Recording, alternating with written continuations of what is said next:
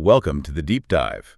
This is where we take your source material and, well, we try to distill it into the essential knowledge, those surprising facts, and maybe even some aha moments.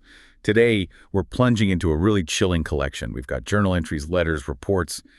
It's a meticulously documented account of what seems like a supernatural threat and the really extraordinary efforts people took to confront it. Indeed. It's a fascinating stack you've provided, almost overwhelming at times, but full of these incredible, sometimes quite terrifying details.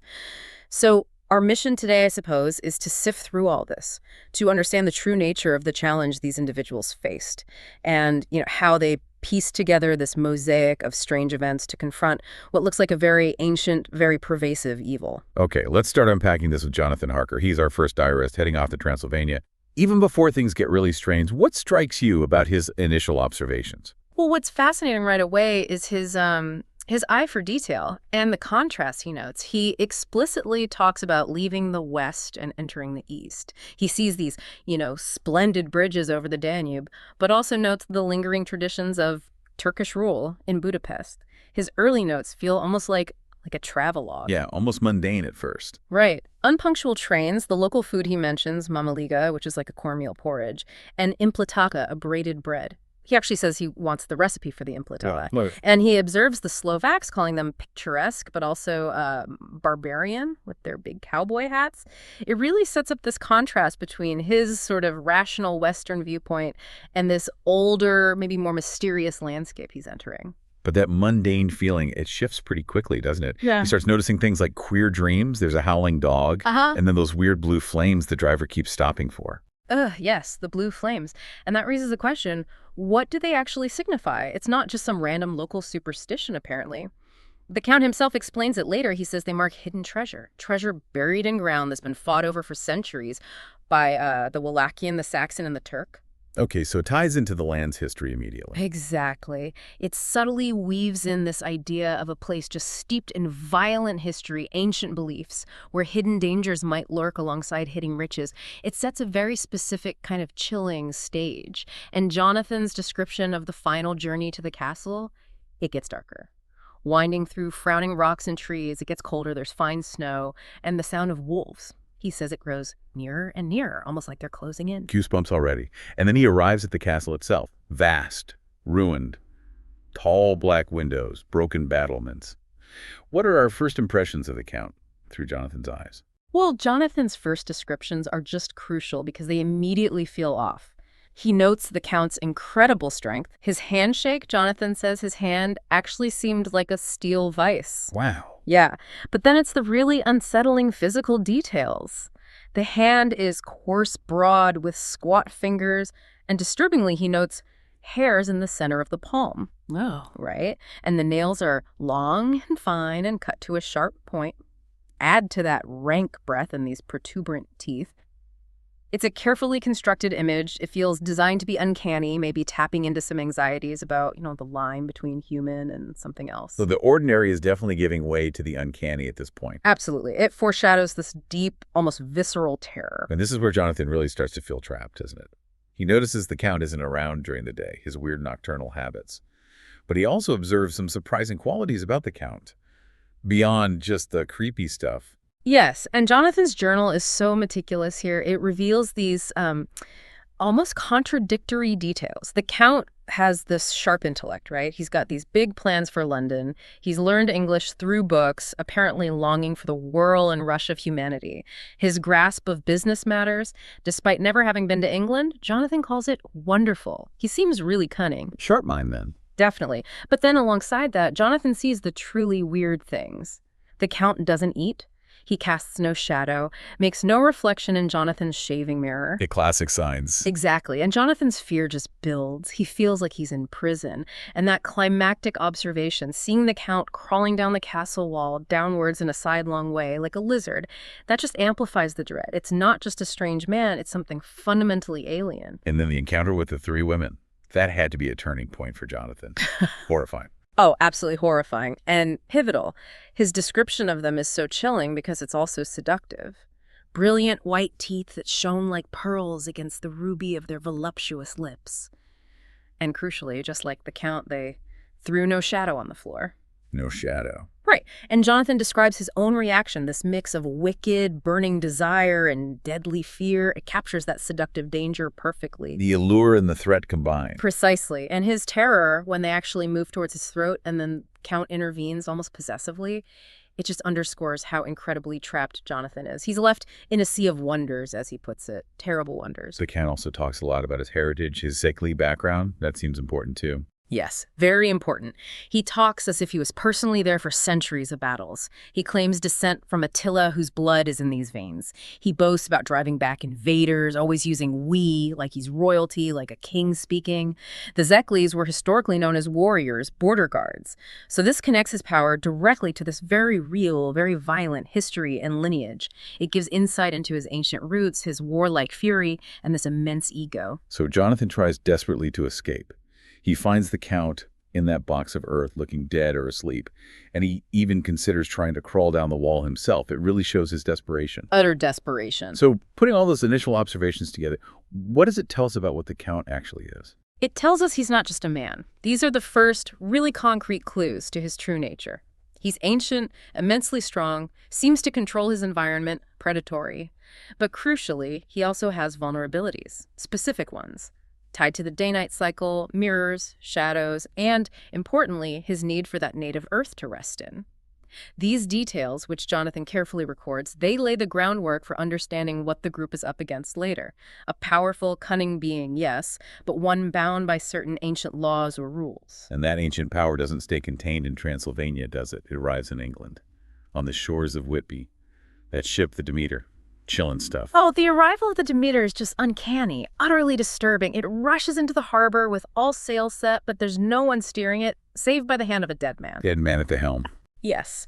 The captain found lashed to the wheel with a crucifix clutched in his hand, between the inner hand and the wood. It immediately signals this powerful, unnatural force has arrived. It implies death, but also the sacred, that crucifix. It's a terrifying omen. A clear sign something deeply wrong has just breached their world. And this arrival seems to coincide almost exactly with this new horror starting for Lucy Westerra. Her health just plummets. Yeah, Lucy's decline is documented so meticulously in the diaries, almost like a medical case study gone terribly wrong. She starts sleepwalking. She's found out on a cliff edge one night with something dark behind her. Oh, God. And then later they find those small, punctured wounds on her throat. Her health just crashes. She becomes ghastly, chalkily pale. Her breathing is painful. She's fading away, despite getting multiple blood transfusions from Dr. Seward, her fiancé Arthur Holmwood, Quincy Morris. So they're trying everything conventional. Everything. But it's not working. It's not just a normal illness. It feels like a slow, insidious draining of life itself. Like the very thing meant to save her, blood, is somehow connected to her decline. And there's weird animal behavior happening around this time too, right? It's like the natural world itself is reacting. Exactly. There's a dog at a funeral, Mr. Swale's funeral, that's normally quiet. But it starts howling furiously. Then it gets terrified when it's forced near the old man's tombstone. Huh. Significant. Seems like it. And later, in London, there's a wolf at the zoo, Berserker, who gets extremely agitated after seeing a tall, thin chap with a ook nose and a pointed beard. Sounds familiar, right? Sounds very familiar. And then the wolf escapes. These incidents suggest some kind of unnatural influence over animals, a twisting of their instincts. It's another hint at the Count's non-human nature, his power. Okay, so then Dr. Van Helsing comes onto the scene, the specialist, and he seems to recognize immediately that this is something different, something beyond normal medicine. Yeah. How does he approach it? Van Helsing is fascinating. He acts swiftly, but also unconventionally. He sees the obvious want of blood and starts the transfusions, sure, but he also brings in garlic and a little gold crucifix. Like folklore stuff. Exactly. He places them around Lucy's neck in her room. He very forcefully stops Arthur from kissing Lucy when she's near death, sensing this profound, almost spiritual danger. This is where his approach really diverges. It's science meeting the supernatural. He talks about needing a wider mind, a willingness to, as he puts it, believe things which we know to be untrue in the normal sense. He's open to the idea that ancient folklore might hold actual truths, that open-mindedness is key. And the climax of Lucy's story, it's just horrifying, but it gives them vital information, doesn't it? About how to fight this thing. Absolutely vital, yes. That moment when Lucy, now undead, tries to lure Arthur, her fiancé, with this soft, voluptuous voice. Yeah, It shows her complete transformation. She's not just a monster, she's a corrupted version of someone they loved, preying on that love. truly awful. It is. And Van Helsing's quick action dragging Arthur back, holding the crucifix between them, saves him. Then comes the true death, driving a stake through her heart. The description says her body crumbles to dust and this look of peace comes over her face. It establishes the method. This is how you lay the undead to rest, how you free their soul from this grotesque state. It's horrific violence, but presented almost as a mercy. So after Lucy's tragic, terrible end, the focus shifts. It becomes a hunt. How do they bring all these different the journals, the letters together to actually form a plan? Mina Harker, she becomes absolutely central here. She takes on this massive task of transcribing everything, organizing all the diaries, the letters, Dr. Seward's phonograph recordings, even newspaper clippings. She creates this comprehensive chronological record. Wow, that's a huge job. Huge. And it's this collective knowledge that allows them to finally see the patterns, to pool their information and figure out the Count's methods. Van Helsing praises her incredibly highly for it. He says she has a man's brain and a woman's heart. It's her combination of sharp intellect and empathy, her ability to bring order out of all this chaos that lets them shift from being victims to becoming hunters. And then there's Renfield, Dr. Seward's patient in the asylum. He seems like an unwilling key, somehow tuned into the Count. His obsession with eating living things. Renfield is such a tragic figure. His zoophagous habit, wanting to eat flies, spiders, craving a cat, he believes, quite literally, that by consuming their life force, their blood, he can gain life for himself. For the blood is the life, as he quotes. He's like a dark mirror of the Count in a way. In a way, yes. He becomes a kind of proxy, a human instrument for the Count. His escapes to that deserted house next door, Carfax, and his final, desperate confession just before the Count kills him. These things reveal Dracula's presence in London, using Renfield to gain access, to bypass the need for an invitation into the asylum. It shows the Count's insidious influence, corrupting the vulnerable. So with all this information gathered, Van Helsing lays out what they know about the vampire, its powers, but also, crucially, its weaknesses. What are some of those key things they learn?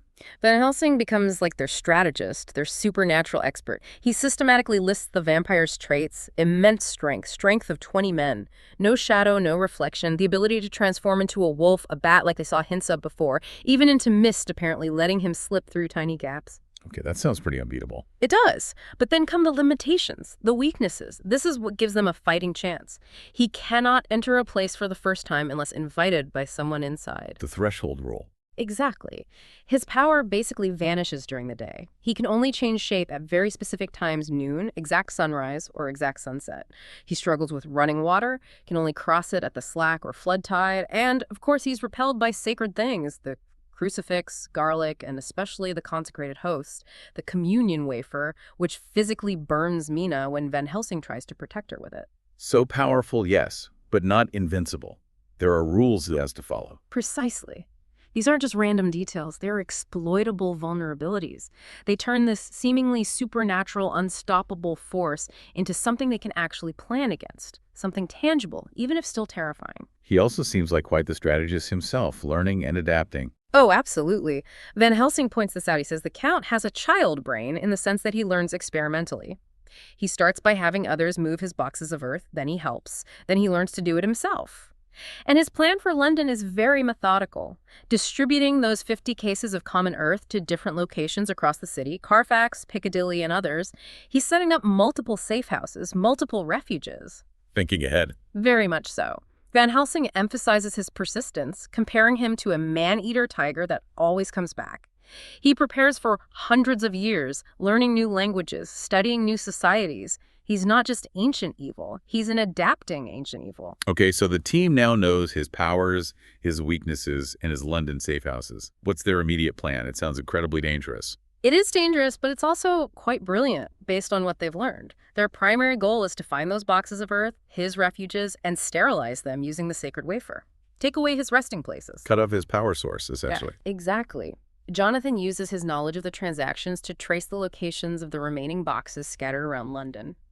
They realize it's a race against time, needing to do this during the day when the Count is weakest. And the ultimate objective, Van Helsing makes it very clear: hunt the wretch to his real death. Which means, gruesomely but necessarily, separating his head from his body to ensure he cannot rise again. The hunt takes them back to Transylvania eventually, and Mina, despite her terrible connection to the Count now, becomes crucial for tracking him. Yes, Mina's role shifts again. She bears that terrible mark on her forehead where the host burned her, a physical sign of the Count's violation. But Van Helsing turns this connection into a tool. He hypnotizes her at sunrise and sunset, those times when the Count's power is in flux. And through her, they get glimpses of the Count's journey. She reports hearing lapping waves and rushing water, confirming he's escaped London by ship and is heading back home, back to his castle. So she's unwillingly spying on him for them. Exactly. It's a painful, poignant kind of link. She has to endure this psychic connection to the monster they're hunting, but it gives them the vital intelligence they need to pursue him. That journey back sounds intense. The final confrontation, how does it all go down? It's a frantic chase. The team splits up to cover more ground. Jonathan and Lord Godalming take a steam launch up the river to Stritza. Dr. Seward and Quincy Morris ride hard overland. They're all converging on the Borgo Pass near the castle. There they find the Saligny, the gypsies, the Count employees transporting his final box of earth on a big wagon, a later wagon. They're racing to get him to the safety of the castle before sunset. Sunset is the deadline. The absolute deadline. So the team intercepts them. It's a desperate fight. Winchesters, knives, the crucifixes, the wafer against the gypsies who are fiercely defending the box, all while the sun is sinking lower and lower. And the final moments. How do they actually defeat him? Just as the sun dips below the horizon, the Count's eyes apparently open in the box, filled with hate, but then shifting to triumph as he thinks he's made it. But in that instant, Jonathan Harker uses his large kukri knife, a great knife, slashing at the throat. And simultaneously, Quincy Morris plunges his Bowie knife directly into the Count's heart. Both at once. Both at once. And the effect is instantaneous. The Count's body just crumbled into dust and passed from our sight. Gone. They describe it as a miracle. And apparently a look of peace finally settles on his features as his existence ends. But there's a cost. There is. Quincy Morris is mortally wounded in the fight. He dies moments later, a gallant gentleman, as they call him. His sacrifice really underscores the immense stakes, the price of their victory, so the immediate threat is over. But the experience leaves this deep mark. Mina's scar remains as a constant reminder, and the group makes a conscious decision to keep the full story secret, realizing most people in this enlightened age, as Seward says, simply wouldn't believe it. It's a victory, but one that carries this heavy burden of knowledge they can't really share. Looking back at this whole deep dive through all these journals and accounts, what really stands out to you the most? For me, it's the incredible adaptability of the human spirit, I think. These characters are confronted with something utterly outside their rational scientific understanding of the world. And they don't succeed by denying it or dismissing it. They succeed because they accept this terrifying new reality, and then they systematically apply courage, logic, and crucially shared knowledge to figure out its rules and fight back. It's that collective effort, that willingness to believe the unbelievable and then act rationally upon it.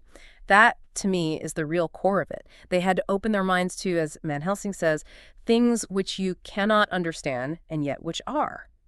What an incredible journey through these sources. Layers of suspense, genuine horror, but also these profound insights into belief, into courage, into how we face the unknown.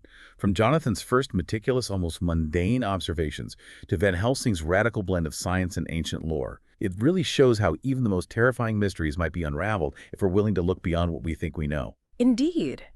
And it does leave you with a thought, doesn't it, in our own lives, maybe less dramatically, but still, when we encounter things that seem inexplicable, that challenge our assumptions. How willing are we to suspend our biases, our preconceptions, and really try to see what's actually there? Even if it's uncomfortable, even if it forces us to rethink everything, what hidden truths, maybe not supernatural but important truths, might be lurking just beneath the surface of what seems familiar, just waiting for us to open our minds enough to perceive them? That is a powerful question to mull over. Until next time, keep digging, keep questioning, and stay well informed.